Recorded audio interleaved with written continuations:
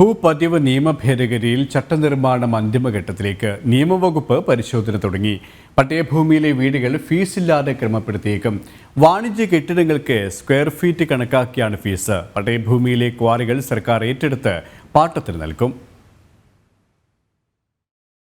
സംസ്ഥാനത്ത് പട്ടയഭൂമിയിൽ വ്യവസ്ഥ ലംഘിച്ച് പണിത വീടുകൾ ഫീസില്ലാതെ ക്രമപ്പെടുത്തി നൽകാനാണ് ധാരണ. ഭൂപതിവ് നിയമ ഭേദഗതിക്ക് പിന്നാലെ റവന്യൂ വകുപ്പ് തയ്യാറാക്കിയ ചട്ടം നിയമവകുപ്പിന്റെ പരിഗണനയിലാണ്. ഭൂപതിവിന് വിധേയമല്ലാതെ പ്രവർത്തിക്കുന്ന ക്വാറികൾ സർക്കാർ ഏറ്റെടുക്കണമെന്നാണ് നിർദ്ദേശം. എന്തിന് അനുവദിച്ചോ ആ ആവശ്യത്തിന് മാത്രമായി ഭൂവിനിയോഗം എന്ന വ്യവസ്ഥ മാറി പട്ടയഭൂമിയുടെ വകമാറ്റിയുള്ള ഉപയോഗം ക്രമപ്പെടുത്താൻ ഇപ്പോൾ സർക്കാരിന് അധികാരമുണ്ട്.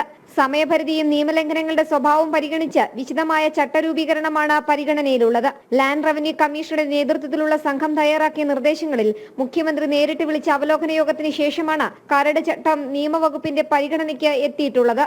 പട്ടയഭൂമിയിലുള്ള വീടുകൾ ഫീസ് വാങ്ങാതെ തന്നെ ക്രമപ്പെടുത്തി നൽകാനാണ് നിർദ്ദേശം. വാണിജ്യാടിസ്ഥാനത്തിലുള്ള കെട്ടിടങ്ങൾ സ്ക്വയർ ഫീറ്റിനനുസരിച്ച് തുക നിശ്ചയിച്ച ശേഷം അത് ഈടാക്കി നിയമവിധേയമാക്കും. ക്വാറികളുടെ പ്രവർത്തനം ഭൂപതിവിന് വിധേയമല്ല. സംസ്ഥാനത്തുടനീളം പ്രവർത്തിക്കുന്ന ക്വാറികൾ നിയമവിധേയമാക്കിയാൽ വൻ പാരിസ്ഥിതിക ആഘാതമുണ്ടാകുമെന്ന ആശങ്കകൾ നിലനിൽക്കെ അതെല്ലാം സർക്കാർ ഉടമസ്ഥതയിലാക്കാനാണ് ആലോചന. പട്ടയഭൂമിയിൽ പ്രവർത്തിക്കുന്ന ക്വാറികൾ സർക്കാർ ഏറ്റെടുത്ത് പാട്ടത്തിന് നൽകും.